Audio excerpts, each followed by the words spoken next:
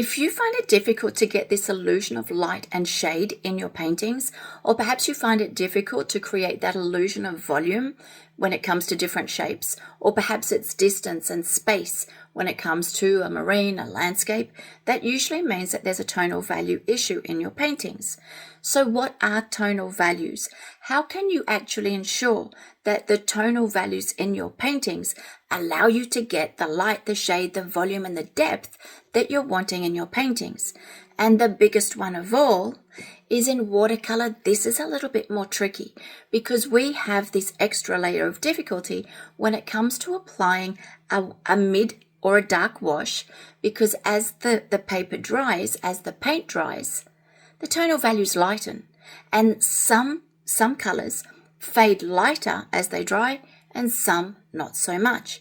So what I want to do in this video is give you some tricks, some ideas that can actually help you to improve the way that you use your tonal values so that you can get better light, shade, depth, and volume in your watercolors.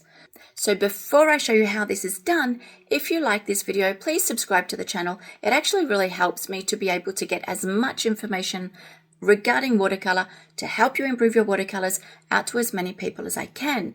And if you want to get notified for the next video that is coming out, just click on the notify me button. So that would help me a lot and I appreciate it. Let's start painting.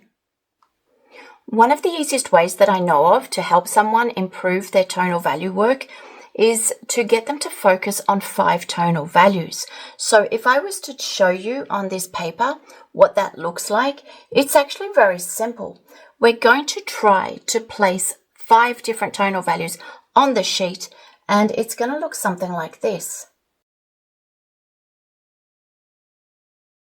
All right, so this would be what I would consider my white. All right, so this is the box that I'm going to leave as it is. My white will be basically my watercolor paper. So this is where I will put my light value. This is where I will put a mid value. This is where I will put my dark value.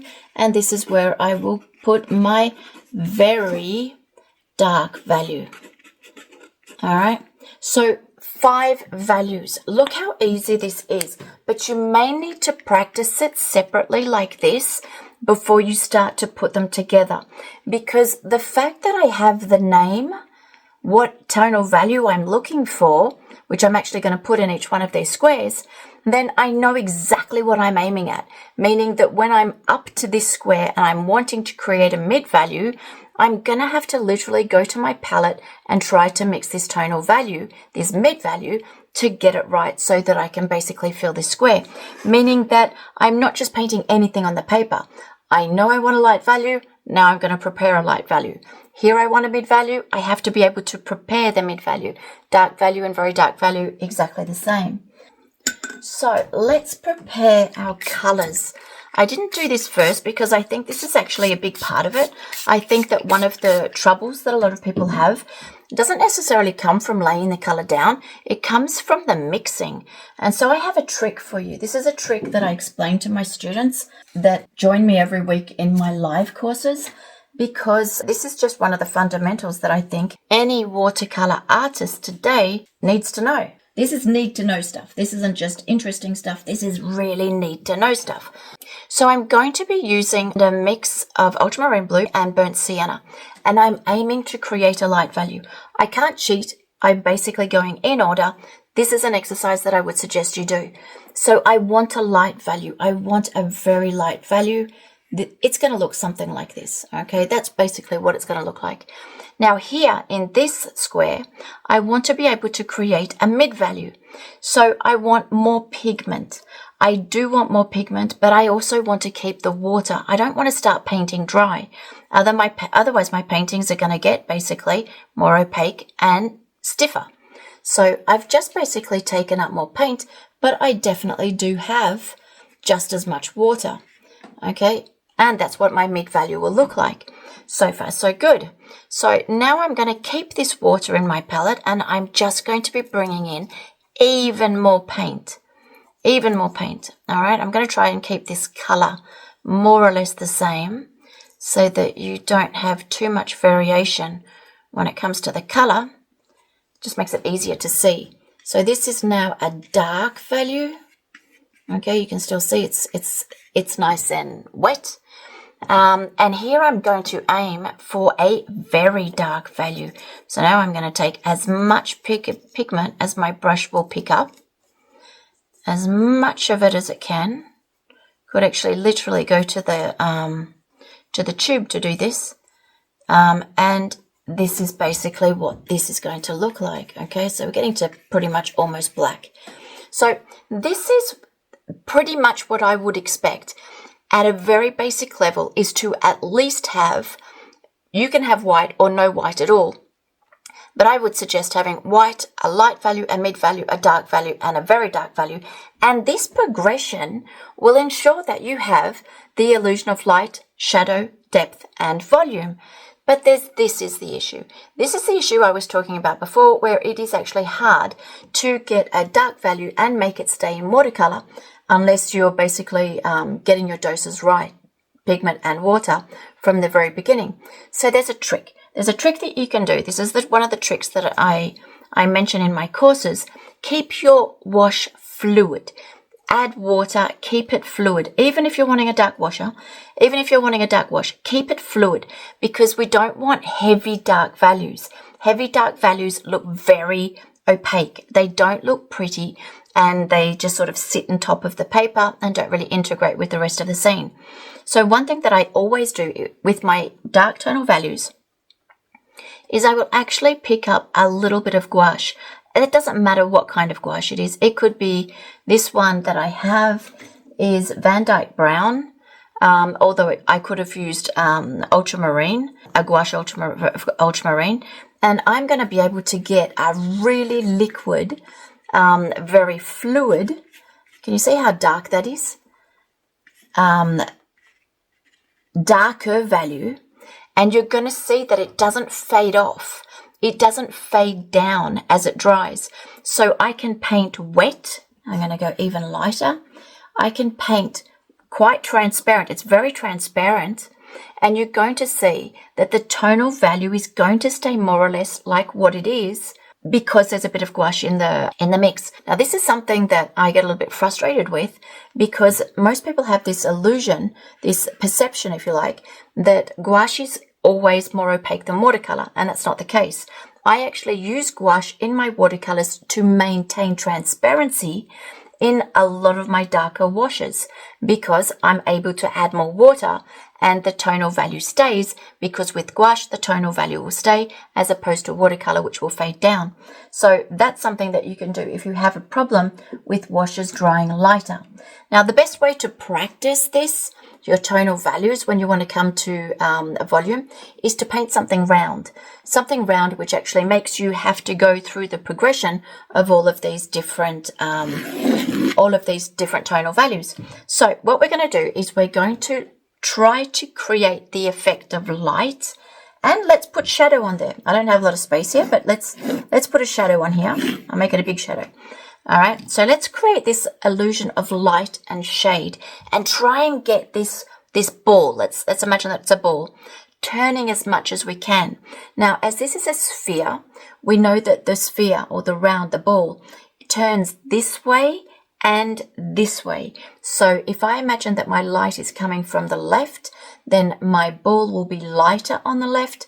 And as the ball is turning, I will have a light value, a mid value, a dark value, a very dark value, and perhaps even a darker value still.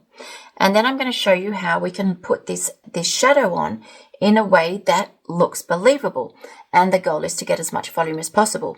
But as this is a sphere, this light value is not just, if this is my sun, is not just on the left side, it's also up the top. And as I go below, so from top to bottom and left to right, my shadows, my tonal values will be lighter to darker.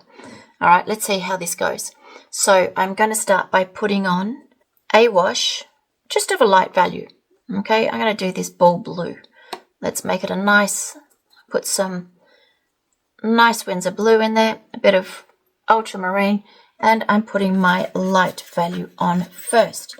Okay, so this is my light value. you don't need to just paint in sections. You can put the light value all the way across to the ball if you want to. Wetting that line so that there's no hard edge, because with a hard edge, we don't really understand the progression as well. Coming back in with this light value because I feel it's a little bit too light, trying to get this volume in. Now I'm going to go straight to my mid value. This is where, if I've practiced this enough, I know exactly what this tonal value will be. I know when I want to get a mid value, how to mix it. That's why I suggest you actually do this. You actually do this exercise. So this is my mid value. Okay, so here I'm putting on my mid value, getting it into the shape. You don't want to leave these hard edges, so just blend them. Just blend them in. Then coming straight back in. You don't need to go back over it. We're going to start to go to a dark value. All right, this is my dark value. Getting darker and darker. I don't want to go opaque, and I don't want to go dry. I want this to be darker, but I don't want it to be heavy. I want this darker value still to be transparent. I don't want my dark value to be opaque. So there we go. If you need to, just move the paint a bit. And now I'm going to go to my gouache. I'm going to pick up some Van Dyke Brown in gouache. Could be ultramarine, could be any other color. And I'm going to be even darker still, just to get this dark value right in the shadow happening in here. Now it's transparent, no problem whatsoever. It's not because it's gouache that it's opaque. It's the way you use it that makes it work or not work.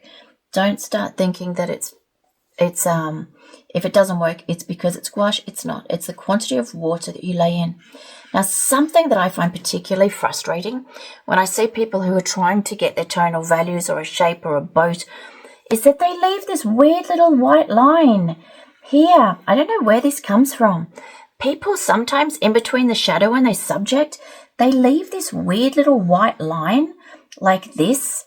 You do not want to paint that. This doesn't make sense. You do not have, let's keep painting it. You do not have a shadow with a little white line. This doesn't make sense. There is no light in the depth of this shadow. This doesn't make sense. What we're wanting for the shadow is to have exactly this same graded wash in reverse, meaning the darkest value will be here to the lightest. So I've already put the lightest one on. So now I'm going to go back and I'm going to just slightly darken this wash, just like I've done here. I'm getting rid of this white line. This white line's already frustrating me no end. Don't want that one there. And then I need to go to a darker wash. This is my dark wash here. This is this one that I'm painting. All right, getting this dark wash in. This one is about here. Let's make it a bit bluer.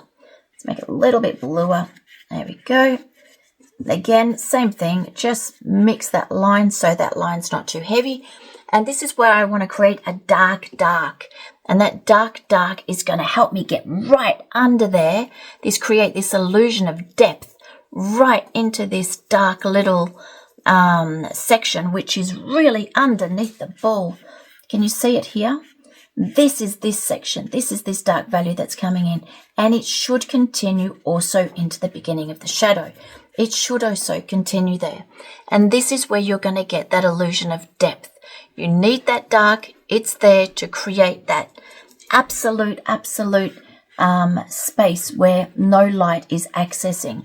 So don't keep that little white line. That little white line doesn't make sense. And if you want to, you can make the subject a little bit darker than the shadow, and that will just help you just create that extra depth. Okay, but just don't forget that that first part of the shadow is actually just as dark, because it's got that cast shadow, which is right underneath. That's the ball. It's right underneath. So that's the way that we create that illusion of volume, light, shadow, depth in your paintings. If you want to practice it, try and do this exercise where you try and put down the 4 or the 5, if you're including white, main tonal values that will help you create a more believable effect. And if you do have problems getting a dark value which is transparent but which stays dark when your tonal values dry, think of putting a tiny little bit of gouache, any color, it doesn't make any difference, perfectly honest, into your dark wash and add more water so that you're gaining the transparency with that extra fluidity, but with the tiny little bit of gouache, the dark value stays dark. It will help you not go back into your dark washes because you won't need to. You absolutely won't need to. So there you go. That is it for watercolor on Wednesday. And if you like this video, subscribe to the channel because there are many more videos coming in the weeks to come. Happy painting.